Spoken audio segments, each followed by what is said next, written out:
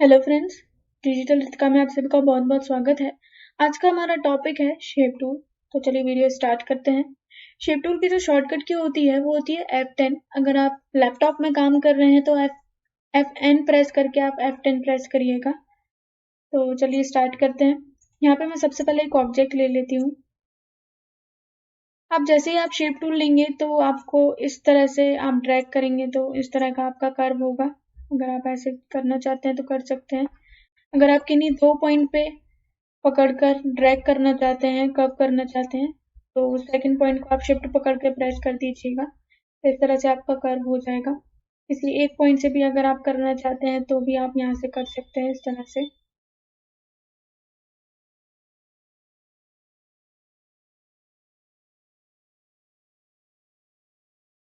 इस तरह से तो ये आपको समझ में आ गया होगा।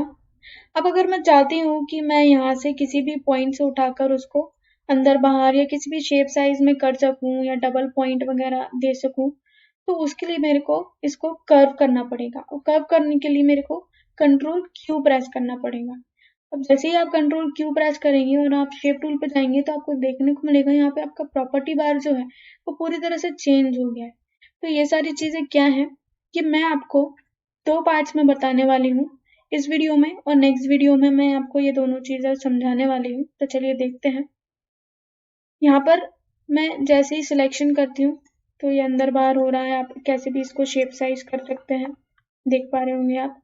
अब मैं जैसे ही इनमें डबल क्लिक कर रही हूँ तो इसमें पॉइंट्स आ रहे हैं। तो मैं अंदर बाहर करके दिखाती हूँ आपको इस तरह से। अब जो हमारा सबसे पहला टॉपिक है वो है सिलेक्शन मोड। ये आप देख पा रहे हैं सिलेक्शन मोड। यहाँ पे आपके दो टॉपिक हैं, रेक्टेंगुलर एंड फ्री हैंड। अब रेक्टेंगुलर में क्या है, रेक्टेंगुलर में आप जैसे सिलेक्शन करते हैं तो ये कुछ रेक्टेंगुलर में होता है। इस तरह से सारे पॉइंट्स सिलेक्ट हो रहे हैं आपके, लेकिन आप कुछ पर्टिकुलर पॉइंट्स ही सिलेक्ट करना चाहते हैं तो आप फ्री हैंड टूल का यूज कर सकते हैं। यहाँ पे इस तरह से आप फ्री हैंड टूल का यूज कर सकते हैं इस तरह से। तो आपको ये समझ आ गया होगा। फिर इसके बाद है हमारा add notes and delete notes. तो ये किस तरह से काम करते हैं तो देखते हैं। सबसे पहले मैं इसको डिलीट कर देती हूँ और एक और न्यू ऑब्जेक्ट ले लेती हूँ। ये अब आप चाहते हैं कि आप यहाँ पे पॉइंट्स चाहते हैं बीचों बीच, तो मैं उस पॉइंट को सिलेक्ट कर लूंगी। यहाँ पे मैंने इस पॉइंट को सिलेक्ट किया और ऐड नोड पे गई। तो आप देख पा रहे होंगे कि इन दोनों के बीच में यहाँ पे एक नोड अपने आप आ गया। अगर आप चाहते हैं कि सभी के बीच में आए तो सभी को सिलेक्ट, सारे पॉइंट्स को सिलेक्ट करके आप यहाँ पर इस तरह से जितने पॉइंट्स चाहें, जितने नोड्स चाहें आप यहाँ पर ला सकते हैं। तो आप ये समझ गए होंगे।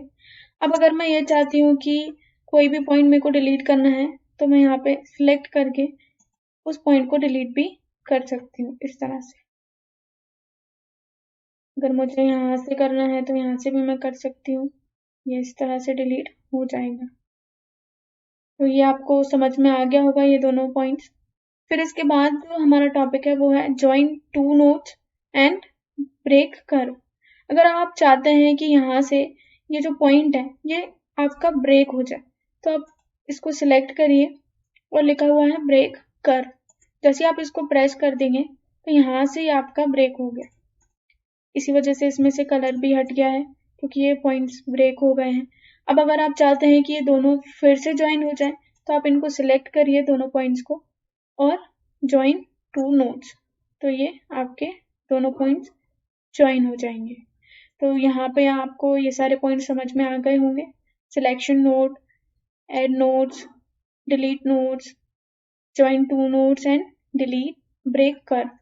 तो ये चीजें आपको समझ में आ गई होंगी। अब हमारा टॉपिक है next convert to line and convert to curve. तो चलिए देखते हैं इसको।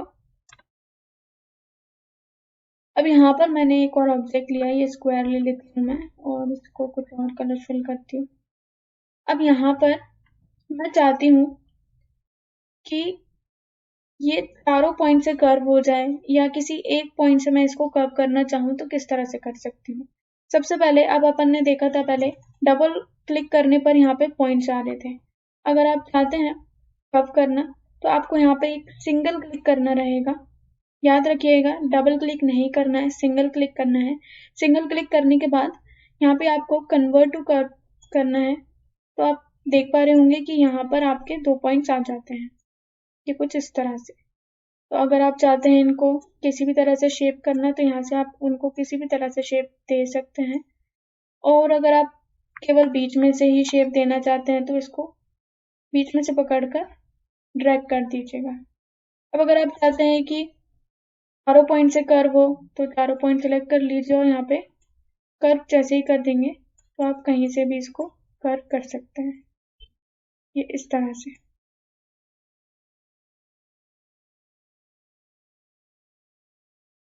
अब आप वापस पहले जैसा चाहते हैं या किसी 2 पॉइंट से चाहते हैं तो सिलेक्शन करके उन दोनों पॉइंट को सिलेक्ट कर लीजिएगा और फिर कन्वर्ट टू लाइन पे जाएंगे आप, तो इस तरह से आप उसको वापस पहले जैसा कर सकते हैं। अगर आप चाहते हैं चारों पॉइंट हो जाएं तो सिलेक्शन करके कन्वर्ट टू लाइन। तो आपको यहाँ तक सारी चीज़ें समझ में आ गई होंगी। अब आगे की चीज़ों को मैं अपने नेक्स्ट वीडियो में समझाने वाली हूँ, तो वो वीडियो देखना ना भूलें। अगर आपको वीडियो पसंद आया हो तो वीडियो को लाइक शेयर कमेंट करना ना भूलें और ऐसे और वीडियोस के लिए मेरे चैनल को सब्सक्राइब करना ना भूलें। Thank you for watching.